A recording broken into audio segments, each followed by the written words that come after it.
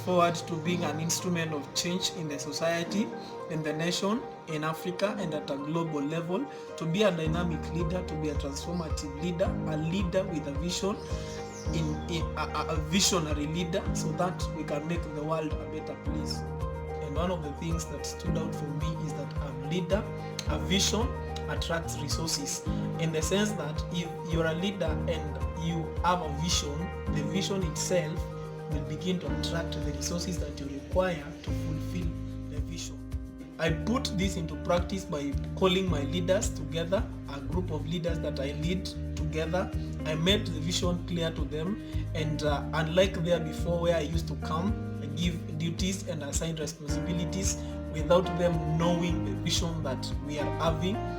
And after introducing the vision to them, I got to understand that they began developing even hidden skills and talents, and they began to pull out resources together to achieve the vision. I'm Peter Mutuku, a third-year student, Kirinyaga University, taking business management. I'm privileged and humbled to be part and parcel of this great program.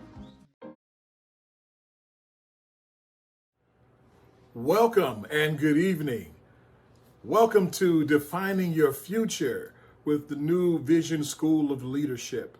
I'm your coach, Tony Harris, and I hope that you have been enjoying the segments of this conference and this leadership conference thus far. Earlier in our first session, we talked about purpose and identity. We link purpose with identity. In our second session, we talked about your passion as to what are you put on this earth to do? What is your calling in this life? And exploring your strength, your weaknesses, the opportunities that are there, and the threats that may hinder you to better prepare yourself. And today we're going to conclude this third segment or session talking about people and your impact on people, how to impact people. So we talked about purpose, passion, and people. So let us gather some thoughts. Do you want to have an impact on others? Do you want to have an impact on your community or your family? Do you look to have an impact on the world globally?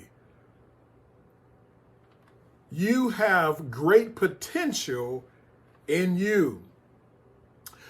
In other words, you have been created for impact. You have been created to have an impact in this life. Your life matters. Right now, we're talking about that here in the United States when they say Black Lives Matter. And we know that our lives matter because we have been created with value. We've been created with purpose and meaning.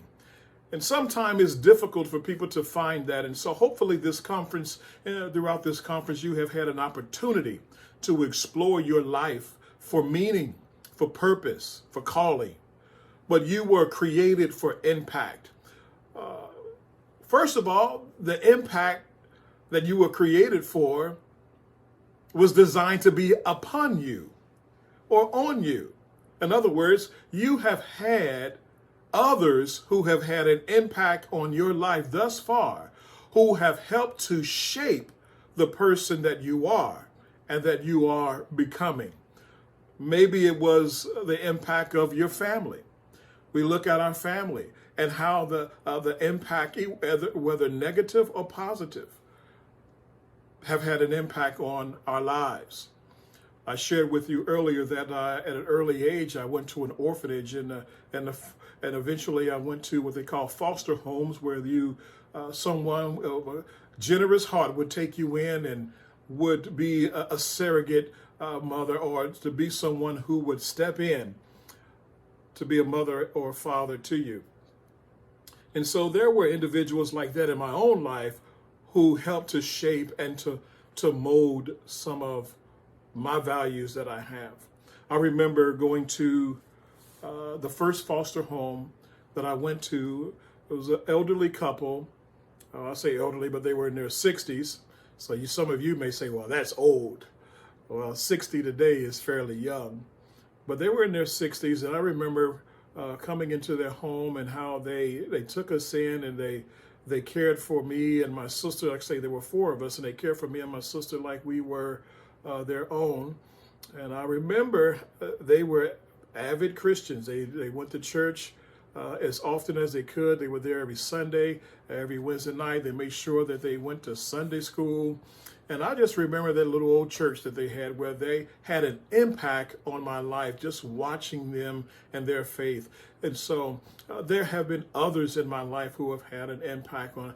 Eventually, like I say, my uncle got guardianship of me, and they attended church too. And I remember the pastor of that church is Fred L. Shuttlesworth. He was one of the founders of the modern civil rights movement. He was in at Birmingham, Alabama.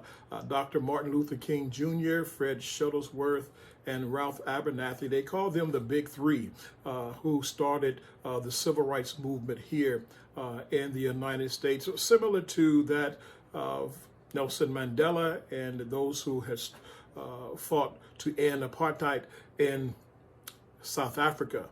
Individuals like him, I remember his impact on my life at an early age. Just knowing him and having seen his presence and known the work that he has done in civil rights to make everyone's life better. And so, no doubt you may have had people who may not have been a family member, but a person who just was an inspiration to you. Those individuals may have had an impact on you. Listen, somebody is going to have an impact on your life, whether for the better or for the worse, either for a positive impact or it's going to be one that gives you a negative experience. And out of that negative experience, you can still have a greater impact than that negative experience that was encroached upon you. Think about it, if you will, about a bow and an arrow. A bow is designed with great detail to do one thing: to send out or to develop as much power to send out an arrow to hit a target so that it can have an impact. Well, your family, your friends, maybe there's a person of inspiration. They have been like a bow to you. They were the ones who helped strengthen you. They were the ones who shared their own strength. And as a parent, we often think about our children and how they too, how we want them to have an impact in this world. And so there are times when you are in the bow and you're being strung as an arrow. There is something that you can learn from a bow and arrow. There is tension that is created when the string is pulled back with the arrow in hand. The tension, there is pressure, there is the building up of potential. And I want to say to you that you have been in the hand of a mighty bowman. You have been in the hand and are in the hand of those who are empowering you to have a greater impact. But listen, you may have to go through some tension. You may have to understand and come to the conclusion that it may be uncomfortable as the bow is being pulled back. But when you are released, you're going to have an impact. And the greater the tension, the more powerful the impact you will have on somebody else's life, on your community, on your school, on your country, on your friends and family and neighbors. You have the potential. We talked about earlier having painful experiences, and sometimes painful experiences can help us to learn what to do and what not to do. And so I want you to think about the analogy of the bow and the arrow. The bow has to have tension. That's what it was designed for. The arrow needs to rest comfortably in the hand of the expert, the one who is developing, the one who is nurturing, empowering, the one who is coaching, mentoring, maybe monitoring, supervising, being a mentor.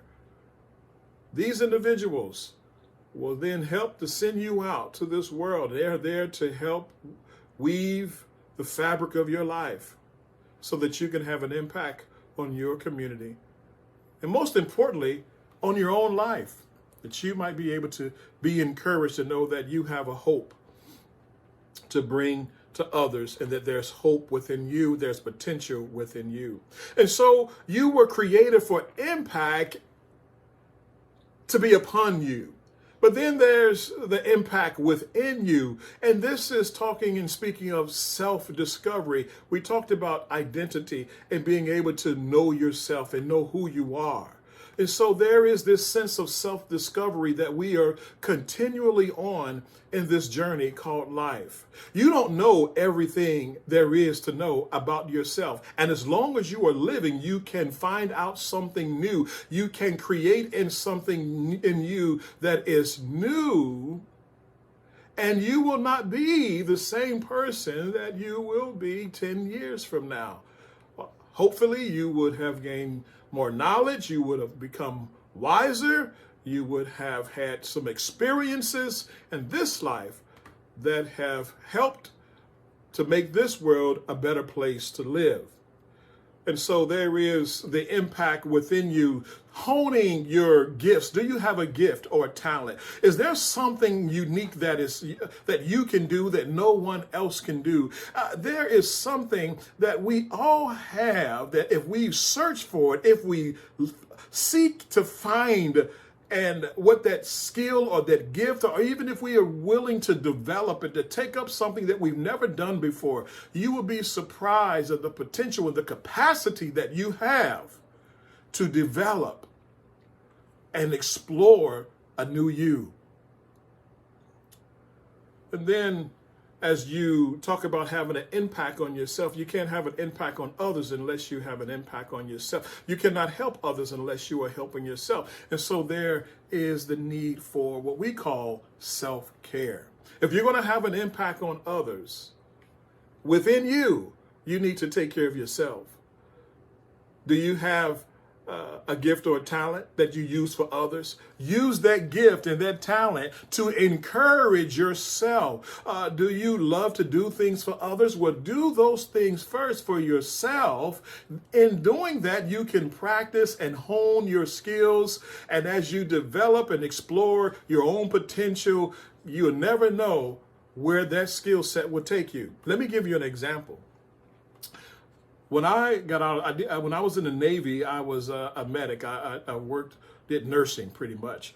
But when I got out, I wanted to be a barber. I wanted to cut hair. When I was a teenager, that was something that I did quite often. I never forget one time my mother came to visit with me, and she gave me a pair of hair clippers. Again, I was later on, maybe 16, 17 years of age, and she gave me a pair of hair clippers. She didn't know that just by her giving me those hair clippers, it had an impact on me. So I go into the military, I get out, I say, I want to go to school. So I went to barber school. But what I want to tell you is before I went to barber school, I was already cutting my own hair. I first started with a belt. I would take a belt and I would put the belt around my head and I would make a line around my head, and then I would fade out the line. I would remove the line little by little until my hairline was blended in evenly. Now, I did this all throughout high school. I got so good at it that other of my friends would come over to my home and I would cut their hair. And so when I went into the military, guess what I did? Whenever I needed to make some extra money, I would cut hair. And so while everybody was going out to party on the weekend, they needed to look good. They needed to look fresh. So what I would do, I would help them to look good. I would help them to look fresh. And I would stay there and charge them money to cut their hair. And I will never forget it. I cut this one guy hair. He was a Native American. And I cut his hair, and they say, wow, he did a good job cutting his hair. And then there was another guy who was from the Philippines. I cut his hair, and all the black people started saying, wow, if he can cut their hair, surely he can cut our hair. So then all the brothers and sisters would come and would let me cut their hair. And so I just began to hone my skill. And then when I got out of the military, I went to school for cutting hair.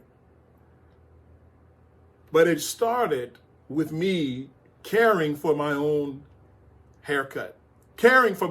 So I graduated from barber school, and now I just have a ministry in my home where I still cut hair, but I use it as an opportunity to minister to those who are pastors and to encourage people who just need to get away from all the hustle and bustle of the day, or they just want a safe environment to come and sit down.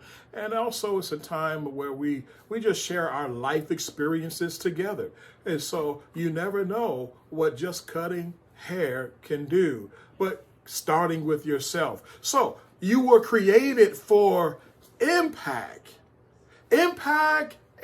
upon you, impact within you, but you have to continue to explore those gifts and those talents and those abilities, and you will come to find out that there is greater potential in you than you ever thought before. But you have to explore your mind, who you are. We talked about that in identity, but it's also linked to having an impact on others. If you don't know who you are, how are you going to impact and influence somebody to be the best person that they can be and help them find out who they are when you don't know who you are? So it all goes together to impacting people. It's foundational. Let me help you to explore the mind. The mind is where the battle is. If you're going to have an impact on yourself, if you're going to find a resiliency to be able to bounce back in life, if you're going to find any way to encourage yourself to pursue your passions, to complete those things that you desire to do, it all begins in the mind. As you think about yourself, so are you. If you think defeat, then most likely you will wind up in defeat, because it's, in this essence, a state of mind. Your mind is where the conscience is, and this makes up who you are. Con meaning to or with, and then science meaning knowledge. And so what you have is the ability to know what is right or what is wrong. And so you need to have a sense of consciousness about yourself and consciousness of mind about others. Our greatest lawyers, our greatest doctors all have a sense of consciousness. Those who were in the civil rights movement, those people like Stephen Biko and like say Nelson Mandela, these people had a state of consciousness about justice. And because they were conscious about other people's lives, they were conscious about freedom and conscious about justice, and others were conscious about caring for one another. And so consciousness of mind is important. The battle is for your mind. If you can be defeated in your mind, you're already defeated in the street. And so we need to get your mind in a place where you have the ability to find peace without and peace within. And therefore you have to explore, well, where does real peace come from? That is a journey. And there are answers to that, but you must explore that for yourself. The greatest minds are not just academic minds. There have been people who have never completed the 4th grade, have never completed high school, some of the greatest minds that you ever will behold. And so a mind that pursues after wisdom, the mind that pursues after justice, the mind that understands who one is and how that impacts others is a mind that can do great things. So you want to evaluate the mind that makes up who you are. And then there is the sense of your will. The will is that which helps us to do, to desire, to have a drive, to have motivation. These things make up your person, the mind, the will. And oftentimes in counseling, we are trying to link people to better behaviors in their will because their thinking patterns have become skewed. Their thinking patterns have become an error. Therefore, their behavior is in error. And so the battle, again, as I say, is in the mind. If I can get you to change the way you think about yourself, the way you think about others, then you will act differently. You would engage your world differently. And so hopefully throughout this conference, you will have a sense of understanding that change is possible, but it begins in the mind. One of the techniques that cognitive behavioral therapy uses, CBT, what they do is they try to get you to change the way you think by changing the way you feel. And if we can change the way you feel, you can change the way you behave. For example, if let's say you were driving down the road. Let me use a different example. Let's say that I use an extreme example. Let's say that you went to a major university in Kenya. Which one do you go to? Let's say you live in Ruru town. Let's even say you live in Nairobi. And it took you a day to get to school. And so you would go to school each day, but one day you arrived to school late. And the professor dinged you or took off credit for you being late to school. Most likely that wouldn't happen, but I'm using this as an exaggerated illustration. They did not know that you actually walked from Nairobi to get to school in Nairobi. So once you told them, it changed the way they thought about why you arrived late. So maybe they would give you some more grace and give you some compassion and some sympathy because they did not have all the information. So what happened by you telling them that you walked from one place to another and that was why you were late, hopefully that changed the way the professor thought, which changed the way that he felt about you, therefore changed the behavior of the grade that he gave you. And so you have to change the way you think by changing the way you feel sometime when we're angry. And so we put in coping techniques and we give skills to help people manage their feelings so that the feelings can be addressed and their thoughts can be changed, which lead to changes in behavior, helping you to pursue a better will, a better motive, a better desire, a better destiny, and a better future.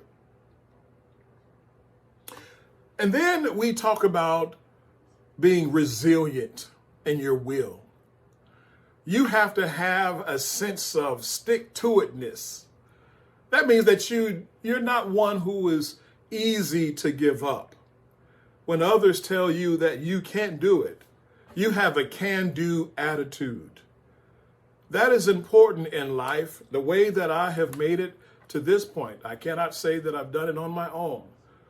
But I've learned to have a sense of stick-to-itness, which means that not to give up so easy. One thing, the hardships that I have learned when I felt like giving up, I knew that if I could just hold on a little while longer, maybe something better would be down the road. And maybe my situation and my circumstance would change. Maybe you are looking to graduate from college and you're saying, there's no one that would hire me with the degree that I have. There is no opportunities in my country or in my city or in my town. There is no one who understands the science that I do. There's no one who values the education that I have in my village or my town. And so you may feel hopeless at times, but I want you to know that if you just have a sense of stick-to-itness, that you not give up, I can tell you that right down the road, there will be a better day, and your preparation will lead to an opportunity that will grant you your destiny or your future. We talked about that too. When your preparation meets opportunity, that leads you to your destiny. And so hold on and stick to it. Let me tell you the truth about it. Remember, I shared the story when I was 17, I wanted to give up. But if I would have given up at 17, if I would have taken my life at 17, listen, I would not have graduated high school. I would not have went into the Navy and have traveled the world. I would not have met my lovely wife, who now I've been married to for 30 years. I would not have had the 3 beautiful children who are now have completed some levels of college. One has graduated. I have a daughter who is in her 3rd year at University of Cincinnati. I have a son who's graduated from college. He's also studying medicine in the Navy. Guess what? If I would have given up at 17, right now, I would not be talking to you. So I want to use that as an example to say that you have opportunity, you have potential, but you need to understand, tap into the resiliency that is within you. And when you can't use the strength in your own, find the strength within yourself, lean on a brother or a sister, lean on somebody who can help you get through it as a resource to help you be resilient. You know, when we talk about resiliency, we talk about building a team, or if you will, a village around one person. We need a village to help nurture the resiliency that is in you, so that you can complete your goals and have the impact that you so desire in this life. But you cannot do it alone. No man, no woman is an island to themselves. We need one another. We need one another to help us to stay resilient. So think about that. Think about that. Resiliency is something that you have to find a source of strength. You need to find a source of strength, whether it be spiritual strength, whether it be through prayer, through looking for help through someone at some agency, talking to a counselor. Hey, all those things can help you get through and be resilient until you reach your destination, till you connect to your purpose, your passion, and to the people that you're going to have an impact on in this life. What happens to us when we fail? What happens to us when we have a major setback from our past? I want to give you 3 R's to kind of help you. 3 R's, the letter R, to remember. The first R is recalibrate. What does it mean to recalibrate? To recalibrate means, let me use an analogy. Have you ever stepped on a scale? Not the new electronic scales, the digital scales, not those, not those, but the old ones that you have to step on, and you have to move the nodule back and forth. You have to adjust the weight to it and make sure that before you get on it, that it's set at 0. And there's a little screw on the end of that scale that when it's not balanced at 0, you can adjust the screw to balance or to recalibrate the scale. And sometime in life, we have a major setback and we need to be recalibrated. In other words, we may have a failure. We may have a desire that was not fulfilled, a hope that was deferred. And it's in those times that we have to begin to say that it's okay to recalibrate our lives. What does that mean? It means it's okay to start over. It's okay to start over, because in doing so, we're still learning something through the process. And oftentimes, when we have started over in life, we find out that we can do what we were trying to do better, because we have now experience that leads us to better decisions, better judgment. So it's okay to have a setback, but don't let that setback keep you back. All right? Don't let that setback keep you back. A setback can lead to a setup for a greater future. A setback can lead to a setup for a greater future. Let's say that you were Maasai and you were out hunting for a lion. I don't know if they still hunt lions today. I heard that they were trying to work with them in the village where they wouldn't hunt the lion so much. But maybe they were out hunting a lion. And you know, I have with me one of my Maasai spear here. It's a nice little small spear, nice little spear that I bought while I was there in Kenya. But it's something about the hunting. When you are hunting and you're out there in the bush, and the Maasai is hunting, he's looking for the opportunity. He's looking for the opportunity to land on the destiny, which is the meal, so that when they come home, they can have something to eat. To prove their manhood, to prove that they are able to secure their homes, to protect their families. And so they are fulfilling a destiny in the hunt. Notice it's the hunt. The hunt is a process. A lot of times we are concerned about finishing the goal or getting to the end of where we are going, where really it's all about the process. It's about the hunt. The excitement is in the hunt. The learning is in the hunt. The wisdom is in the hunt. Once you have the animal, once you have found the animal, and you have successfully obtained the hunt, then it's time to celebrate. Then it's time to rejoice. Then it's time to look for the next hunt. Let's think about hunting for a minute, and as it pertains to life and fulfilling your destiny as you recalibrate. Let's say that Maasai went out, he went hunting, and he threw the spear and he missed. Now, all the time that he took tracking the animal, tracking the gazelle, let's say it's a Thompson gazelle, tracking the lion, it took a lot of work. It took a lot of energy and effort. They may walk for several hours throughout the day. And as they did so, it replenished their strength. And so it is in life. When we hunt, when we pursue our dreams, we pursue our goals, we pursue our destiny, it takes from us, it drains us, it takes away our energy. And then you throw the spear, you see the prey, you throw the spear, and then you miss. You miss. After all the preparation, after all of the opportunities, you miss. It's okay to recalibrate. It's okay to start the hunt over again.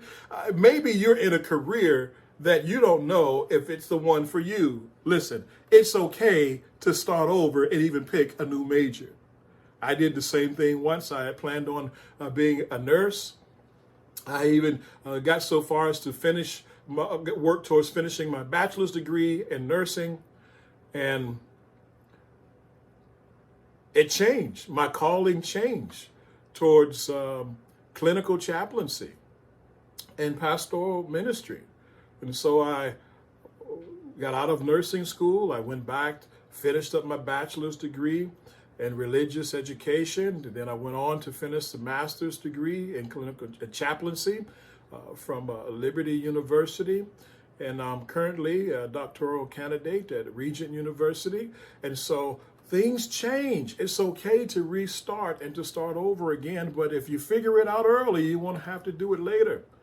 All right? If you pay early, if you pay early and pay now, you can play later. If you sacrifice now, then guess what? You can enjoy those sacrifices later. That's wisdom to grow on. Wisdom to grow on. The second R is to recalculate. Recalibrate, but then you may need to recalculate. To recalculate, what do I mean by that? You need to do the math. There are people, places, and things that you need to add, subtract, and multiply. In order for you to fulfill the greatest potential that you have, to have an impact on the greatest people that you can have, you need to understand that there are going to be times in your life where you need to recalculate. Not everything is going to add up the way that you want it to. The numbers are going to fall short sometime when you recalibrate and recalculate. So recalculating what? I need to recalculate in 3 different ways. I need to recalculate mentally. I need to recalculate in the essence of the people that I want to impact or the people that I need not have an impact on. Let me put it to you this way. To recalculate, there are some people that you need to add to your life to help strengthen you to be resilient. There are some people you need to add.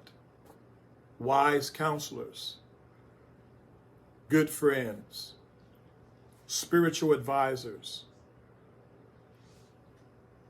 family members to honor your mother, your father. There are some people you need to add to your life. Then you need to understand that there are some people in your life that you need to subtract. They are not walking in the direction that you are walking on, and they may be good people, but they're not linking you to your future. Some people may actually be holding you back. And some folk are like that. They don't want to move and see you succeed. They don't want to go anywhere, so they don't want you to go anywhere. They don't have the drive and ambition, and so they don't want you to have it. They want to stay in the same place in the same old town. And you're saying, hey, there's more to explore, and they don't want you to go. But guess what? You may have to subtract those who are hindering you from your destiny and your calling, so that you can have an impact on the people that you need to have an impact on.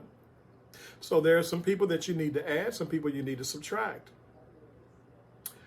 And then everything that is good about you, when we did that SWOT analysis, you looked at what your strengths were. You need to multiply those things. Everything, every asset that you have, you need to multiply those things.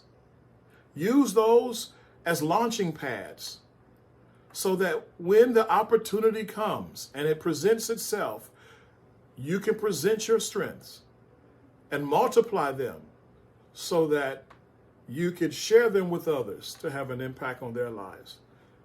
And so the last R is to relocate. In relocating, we relocate mentally, we relocate spiritually, and then there are times when we need to relocate physically. What I mean by that is we need to have our minds in a good place. We need to develop our minds spiritually, academically, socially. We need to develop those. So continue to do those things. But then you want to take what you have and share it with other people. Your wisdom, the knowledge that you have gained, to share that with other people so that they might be able to relocate mentally as well, but then spiritually relocate. Guess what? To be able to ascend spiritually, to tap into the inner you, the inner being, Your inner being will connect with somebody else's inner being, and we call them sometimes soulmates.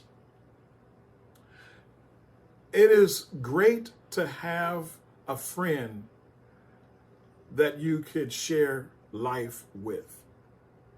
It's great to have a friend that you can share life with. And so connect spiritually. It may be with a pastor. It may be with a spiritual leader in the community. It may be with your own family. Connecting spiritually doesn't necessarily mean all the time church. It means that you are tapping into the humanity that we all share together. This human family that we have, we're all on a spiritual journey. We're all spiritual people, whether you have a religion or not. So recalibrate, recalculate, and then relocate. Sometimes you need to physically relocate because your destiny is over there. You have to move from here to get to there. And you have to get to the point where you say, it's better to move from here because there is better. Here is good, but there is better. And if you're being called to better, don't just settle for good. It says the enemy of great is good. If I can just be good at this, but when you are being called to being great at it through discipline, why not pursue it if you have the ability to do it?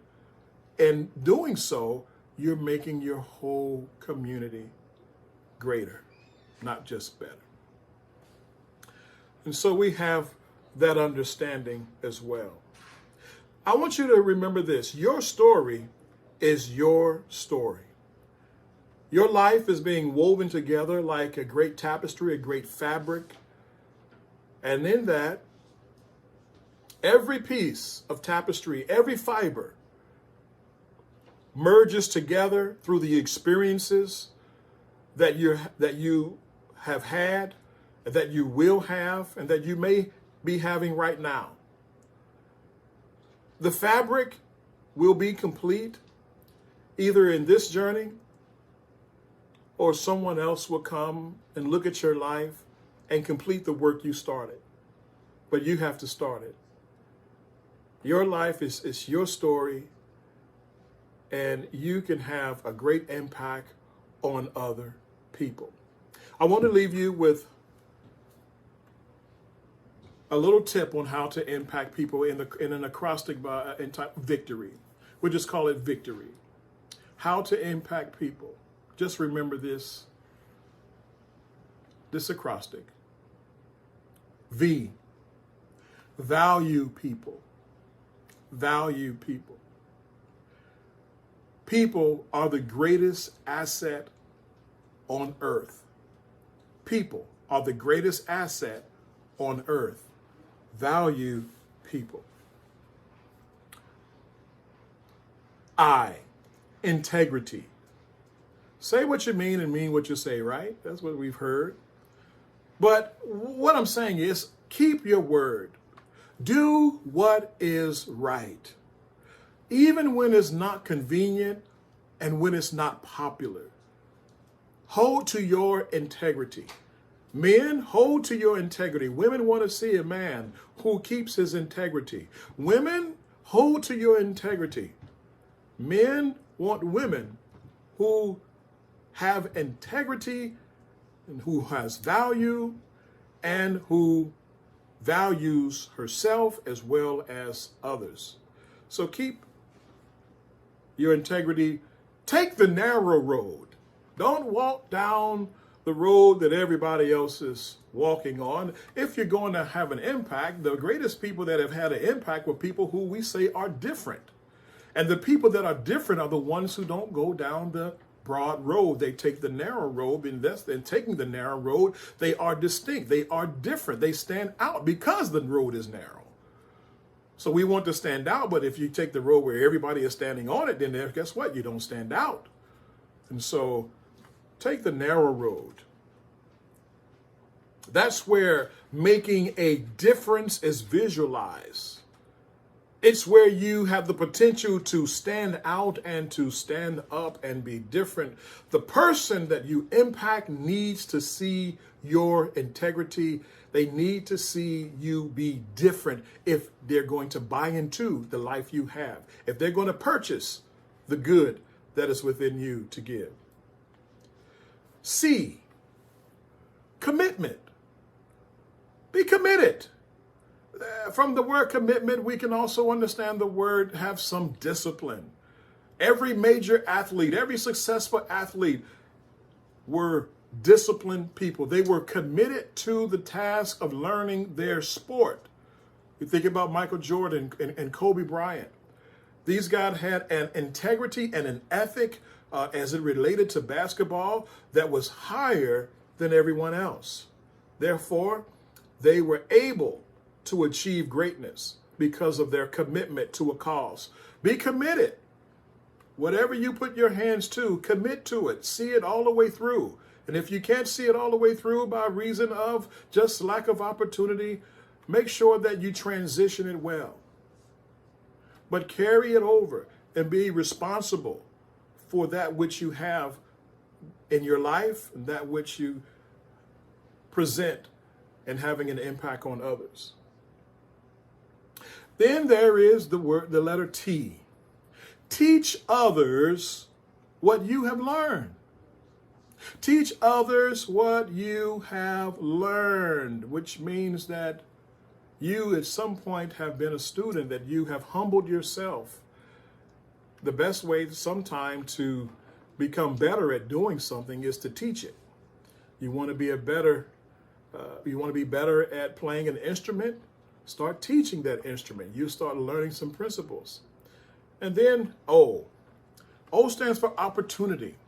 Take the opportunity to learn from others. That means that you must be a listener and a learner, which goes back to being disciplined and being one who is committed.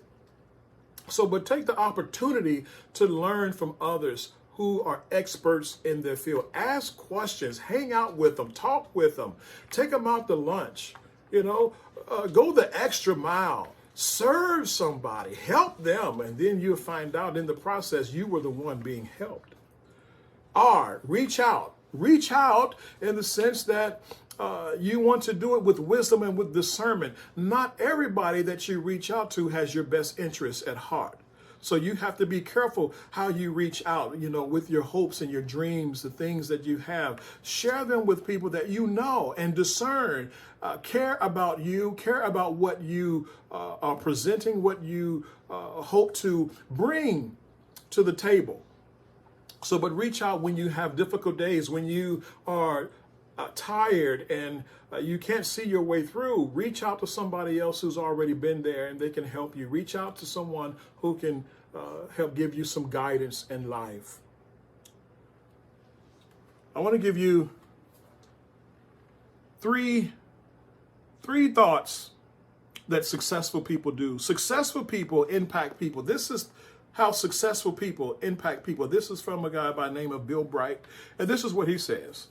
Successful people who impact people, they make the right assumptions about people. They make the right assumptions, not judging people, but they make the right assumptions, and that's what I'm talking about in discernment. Secondly, successful people who impact people, they ask the right questions. They ask the right questions, which means that you must be a student of that which you seek to learn or to know. And then third, successful people who impact people, they get the right assistance. They get the right help. Hopefully in this conference, you're getting all of those. You are making the right assumptions, you are asking the right questions, and you are getting the right assistance. That is the hope for this leadership conference. And then there is Y. Y stands for yourself, which means to care for yourself. You want to have victory? Value people. Have integrity. Be a committed person. Teach others what you know. Look for opportunities to learn from others. Reach out and discernment and wisdom. And then care for yourself. Care for yourself. And you will be victorious in pursuing and defining your future. Be the change you want to see. Be the change you want to see. And I'll close with this poem by Ralph Waldo Emerson. This poem is about how being a good leader is found in those who heed this advice. Go to the people, live among them, learn from them, love them. Start with what they know, build on what they have. But of the best leaders, when their task is accomplished, their work is done, the people will remark, we have done it ourselves. That is empowering people to define their future, to be the best person that they can be. Be the change that you want to see in others, and you will have a great impact on your world. Thank you.